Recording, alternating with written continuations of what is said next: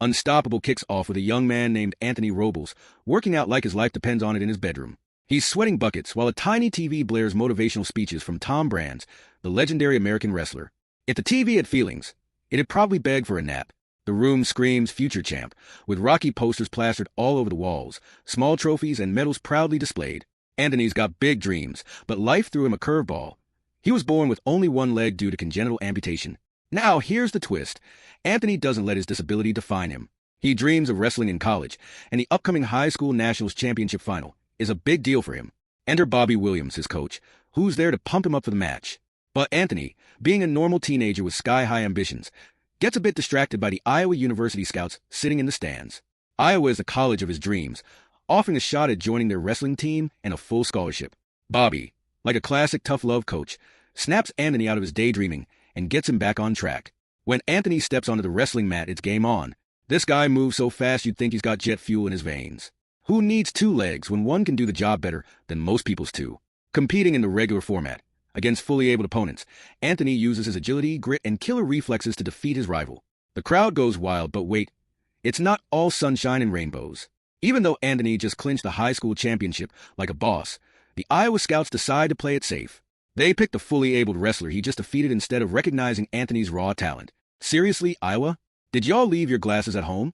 Or are you scouting for the most boring wrestler of the year award? Anthony was no stranger to the subtle jabs of discrimination. Despite that, he kept holding on to the hope that Iowa State University would finally see his worth and grant him a scholarship. Meanwhile, his incredibly supportive mom, Judy, pulled some strings and managed to arrange an offer from Drexel University. Drexel was ready to give Anthony a fully funded college education and a guaranteed spot on the wrestling team. But Anthony's reaction? About as exciting as watching paint dry.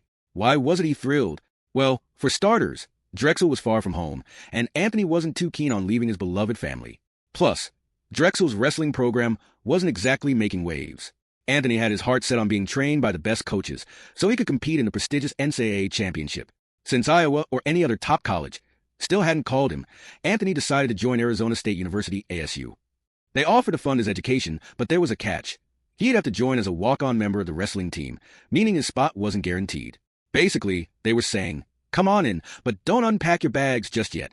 When Anthony met the head coach of ASU's wrestling team, Sean Charles, the coach didn't sugarcoat things. He told Anthony he'd need to prove himself if he wanted a spot on the team. Determined, Anthony got straight to work, preparing himself for the trials. While this was happening, Anthony had also applied to Iowa State University. And guess what?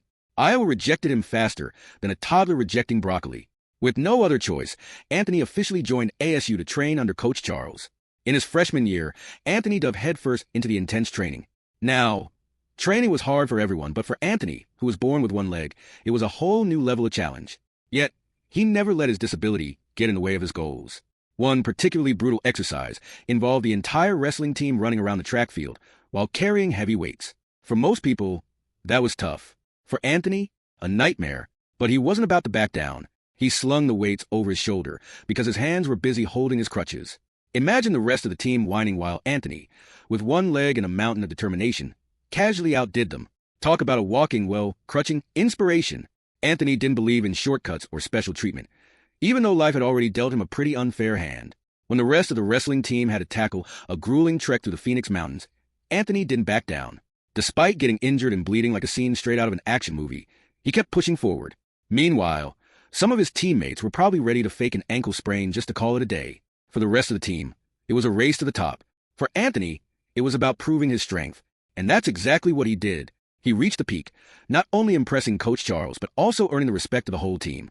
At this point, Anthony probably had more grit than half the squad combined. One of Anthony's standout traits was his ability to win people over effortlessly. With his charm and determination, he quickly became the kind of guy who could turn a stranger into a friend in no time. Honestly, he could probably sell ice to an Eskimo if he tried. But then came a crushing blow during his sophomore year. Coach Charles gathered the team and dropped a bombshell.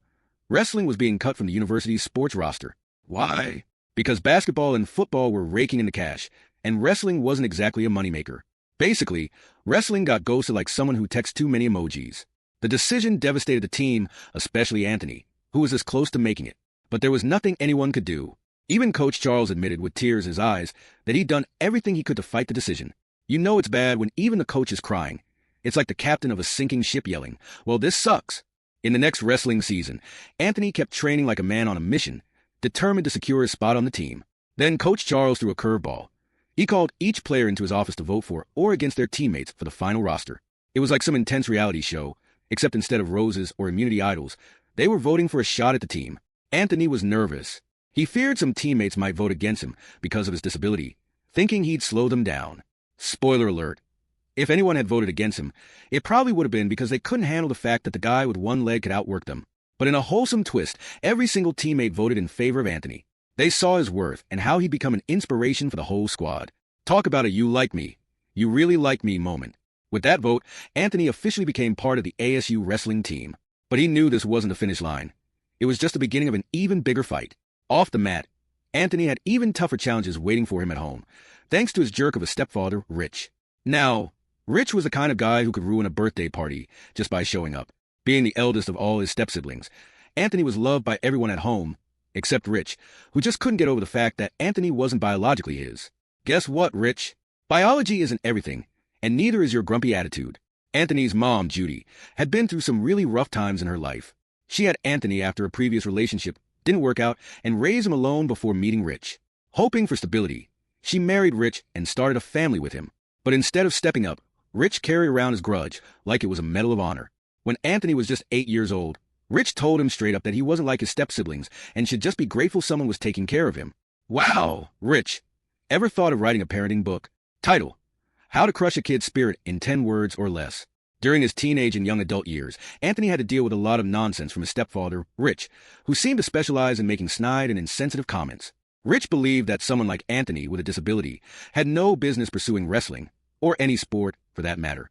Honestly, Rich probably couldn't even do a push-up without pulling a muscle, so his expert opinion on sports was laughable. Rich constantly pushed Anthony to forget sports and focus solely on education, urging him to get a job as soon as possible so he could start paying bills for the family. Wow, Rich, what a motivational speaker. Except your speeches would make anyone want to nap instead of achieve greatness. The tension between them often led to nasty arguments, where Rich's hateful and narrow-minded nature came through loud and clear. But as bad as those fights were, the real damage came from Rich's disgusting behavior towards Anthony's mother, Judy. Rich's anger issues led to him physically abusing her, creating a toxic and dangerous household. Honestly, Rich's anger issues were probably just a cover for the fact that he was terrible at being a decent human being. Rich was emotionally unstable, and one day, he stormed out and abandoned the family. Turns out, life without him was actually much more peaceful. Go figure. When Rich realized everyone was happier in his absence, he came crawling back a few weeks later. Why? Because he got fired from his job at the police department. Of course, he didn't tell anyone about it. Probably too busy writing his own biography titled How to Fail at Everything. When Rich returned, the cycle of anger and abuse resumed. Anthony often found him raging at Judy, or worse, physically assaulting her. Each time, Anthony wanted to step in, but Judy begged him not to. However, one day, things escalated too far. Rich's behavior became unbearable, and Anthony had no choice but to use his wrestling skills to deal with him. Imagine Rich's surprise when Anthony, the guy he thought couldn't wrestle, pinned him down faster than a TV remote falling between couch cushions. That was the last straw, and the police were called to take Rich away. After Rich was kicked out of the house, thankfully, life became peaceful for Anthony's family. Well, almost. Judy, Anthony's mom, was hit with a major problem. Rich hadn't been paying the mortgage, and they were now on the verge of losing their home. Judy was heartbroken and panicked, unsure of what to do. But Anthony, proving he wasn't just a champion on the mat but also in life, stepped up and motivated his mom to stop spiraling. Honestly, Rich couldn't pay the mortgage, but he sure could pay rent for all the space he occupied in everyone's nightmares. Anthony encouraged Judy to take control of the situation, and she found a way to fix the mortgage issue, keeping the family off the streets. Anthony's journey to greatness wasn't just about his hard work. It was also about his mom's unwavering support. Unstoppable, the book about his life, does a wonderful job of celebrating Judy's incredible contributions. Fast forward to the NCAA Wrestling Championships. Anthony, now part of the ASU team, entered the tournament undefeated. In the final match, he had to face his toughest opponent yet, Matt McDonough from Iowa State University. The stakes were sky high. Not only was the winner's trophy on the line, but Anthony was also up against a wrestler from the very college he had once dreamed of attending. Talk about dramatic irony. Like a romantic comedy, but instead of love, it's full of body slams. The match was grueling, with tough rounds that pushed both competitors to their limits. But in the end, Anthony triumphed, winning the bout and becoming the NCAA Wrestling Champion of the Year. Let's take a moment to appreciate how Anthony shut down every doubter, including Rich, who probably thought a treadmill was a type of furniture. Anthony's victory made him a national inspiration for kids everywhere, whether they had physical disabilities or not. After college, he didn't pursue wrestling professionally, but still left a huge mark. Nike signed him as their first and only retired athlete, proving that you don't need a wrestling career to stay unstoppable. In 2013, he was appointed to the President's Council on Fitness, Sport, and Nutrition, showing that his influence extended far beyond the mat. In 2022, Anthony became the wrestling coach at Mesa High School, the very place where his dreams first took shape. And while Anthony's achievements are incredible, his mom, Judy, was quietly making her own waves. In the same year, she earned her doctorate of education and became the assistant dean of students at Arizona State University. Rich, meanwhile, was probably still figuring out how to microwave popcorn without burning it. Yo, let's go! This one's for fires, the dreamers, the doers, for ones who rise when the world tries to undo us. Anthony's on the mic, let's ignite the scene. They call him unstoppable, yeah, it's more than a dream. Yo! Born to fight, I've been swinging since day one. No silver spoon, nah, I had to make my own son. One leg, two hearts, yeah, that's my equation. Turning doubters to believers, call it inspiration. Yo, Rich tried to break me, what a clown in disguise. Man couldn't pay bills, but kept serving bad vibes. I climbed every mountain, ran through the pain, bleeding on the mat, but still bringing the flame. They said he ain't got it, now they chant my name. From the Phoenix dirt to the Hall of Fame. I don't need your pity, I don't need your lies. I'm proof that the limits exist only in the mind. Born to fight, yeah, I'm living my creed. Unstoppable dream, I'm planting the seed. The champs in the ring, hear the crowd when they sing. From the ashes I rise, watch me spread these wings.